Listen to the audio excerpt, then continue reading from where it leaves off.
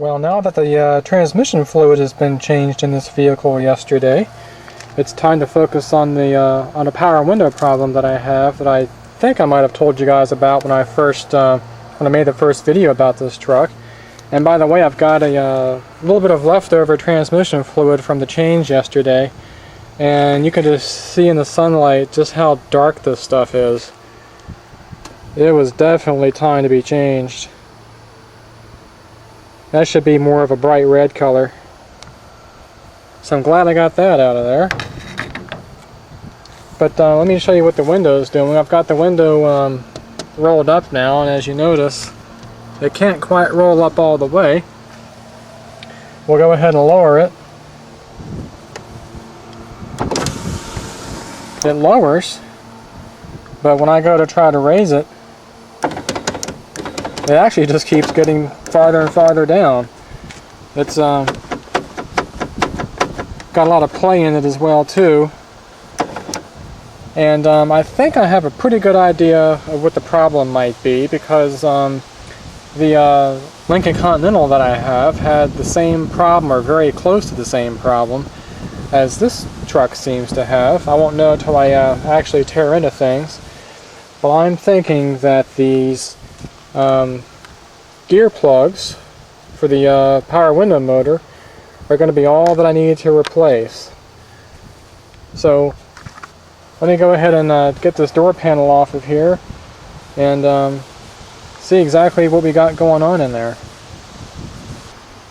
Okay, to get the door panel off, you basically go around the perimeter and remove the trim screws, and then it basically pops off of the door with these nylon fasteners, which always end up getting broken after a while. It's just been on there for so long, but these can be easily replaced.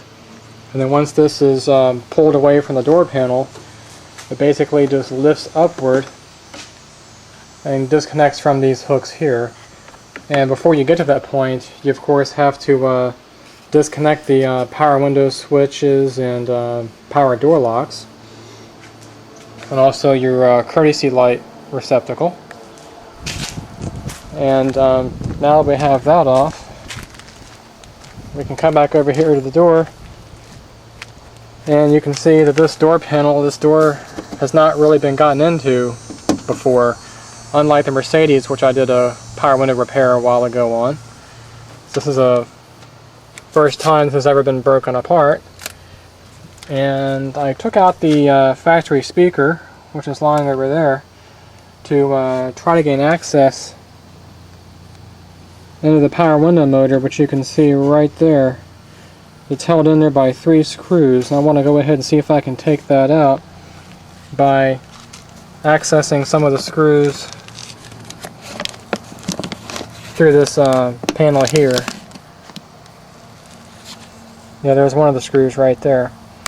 So let me go ahead and see if I can get that motor out without doing too much damage, and see what's going on with it.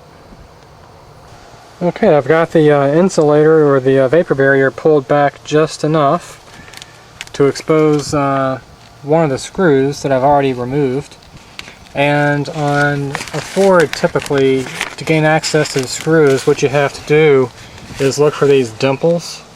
And there's one there, and one right there.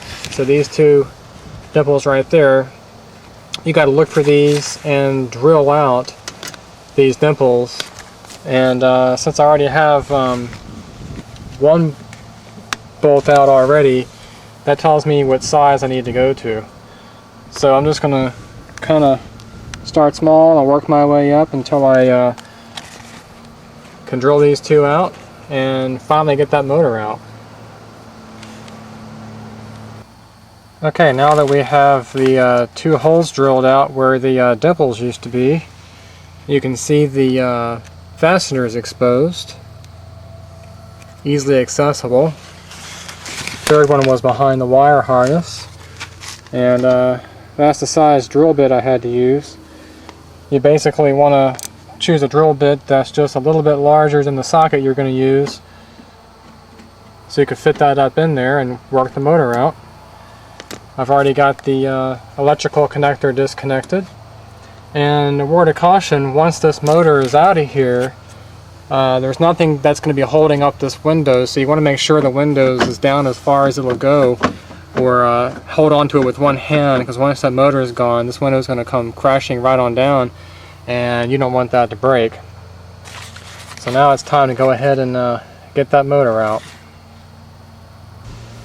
Okay, now that I've got the motor off, you take out this one screw, set that aside, and then we can lift off the cover. And by the way, it's got these a dimple there and a dimple there you got to pry up with a screwdriver, and you can immediately see what the problem is. The plastic plugs that go in there, one there, and one there, have all disintegrated and gotten chewed up. So as this white gear turns around, there's nothing to make contact with this middle gear. And that's the noise that you heard. That's why it just sat there and spun and wasn't able to make any motion on the window. These things just get old and dry. And the reason why they use these plugs is it's actually a safety measure. This is a deliberate weak link in the system, so that if somebody gets their hand caught in the windows, these plugs will disintegrate and sacrifice themselves and allow the window not to go up any further and break your hands, your fingers. So I'm going to go ahead and take all this apart, pull it out, and clean it up, and go in there with new plugs, and we'll see if we can get this thing working once again. Okay, now I've removed all the debris from the old plugs that were in here.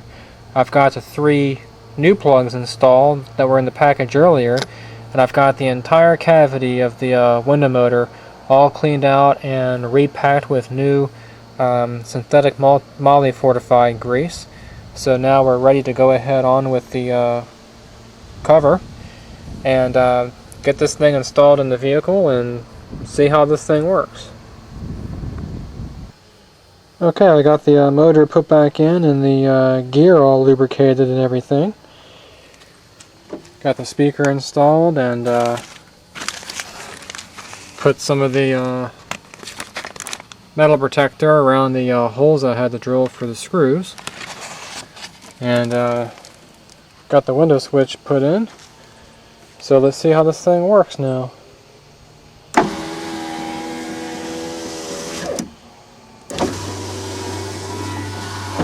Perfect.